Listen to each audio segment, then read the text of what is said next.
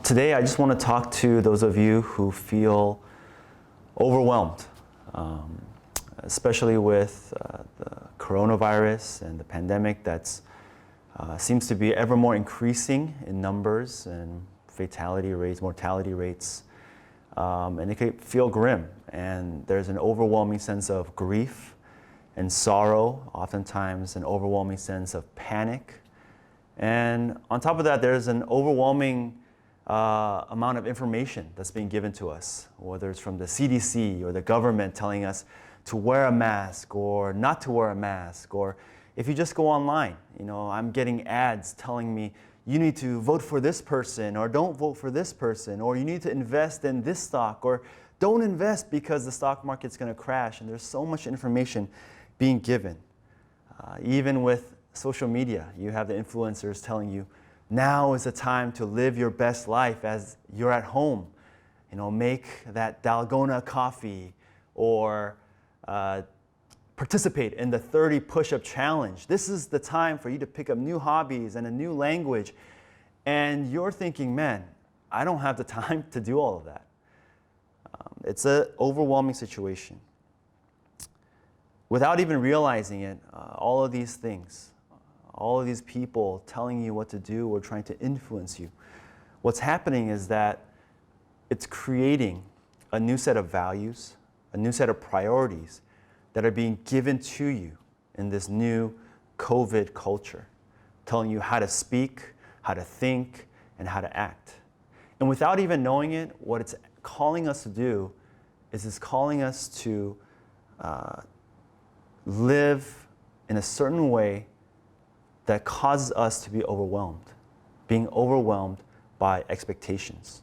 Expectations to be a good citizen, to be a perfect mother or father, a spouse, a son, daughter, an employee. And it's daunting. It feels like every 5 minutes when you're at home, you're either in a Zoom call or you have to go and change your child's diaper or feed them or yell at your parents not to go to Costco. And it just seems like there's an unending amount of things that need to happen that you need to take care of, all in your living room. And it's overwhelming. There's so much that we have to take care of and so much that we have to think about. And this is what's going on in our COVID culture. And when we're overwhelmed by expectation, it's easy to feel discouraged. It's easy to feel judged. It's easy to feel like you're not doing enough. That if you just grind a little harder, just work a little bit more, just sleep a little less, be a little lazy, a little bit less lazy, then you can really do it and you can accomplish it and you can be the perfect citizen, the perfect brother, the perfect father, son, employee, whatever it might be. But all of that is daunting and it masks the true problem of what's going on in our hearts. To that, I want to encourage you guys by showing you the image of Jesus, of God himself, during that Passion Week, on his road to the cross, in Gethsemane, as he's praying before God. It says that he was overwhelmed. In Mark chapter 14, verse 34, it says, "My soul is overwhelmed with grief, sorrow to the point of death." It even goes on to say that he was sweating tears, size of blood droplets. He was overwhelmed because he knew the expectation and the responsibility that God the Father had on him to go to the cross, to die on behalf of his people. He was overwhelmed with sorrow and grief to the point of death. And I share this verse not to tell you, hey, if Jesus did it, then you can do it too. And that you need to be like Jesus, you need to buck up and just figure it out and grind harder and just work as hard as you can. No. The exhortation and the comfort is that when you're overwhelmed, look to Jesus Christ and the fact that he was overwhelmed for our sake. That even though he was overwhelmed with sorrow and grief, he perfectly lived and perfectly obeyed God the Father in heaven to the cross, to death, so that he can give his perfect life to us.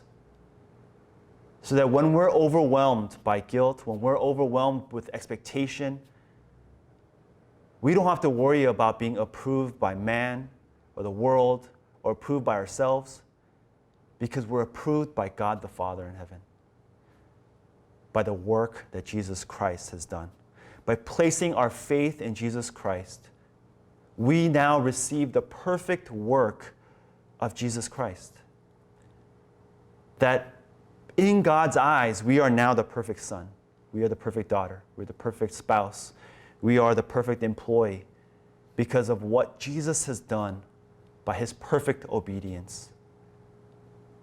He's taken his perfect life and given it to us. And he's taken our sinful life, our imperfect life, the way that we fall short. He's taken all of that and he's put it on the cross. And he's died on the cross for us. That's why in Romans 8:3 it says, "For God has done what the law, weakened by the flesh, could not do, by sending his one and only Son in the likeness of sinful flesh and for sin. He condemned sin in the flesh in order that the righteous requirement of the law might be fulfilled in us, who walk not according to the flesh, but according to the Spirit." Jesus Christ has lived the perfect life for us, so we no longer need to be overwhelmed with expectation, because we are no longer condemned.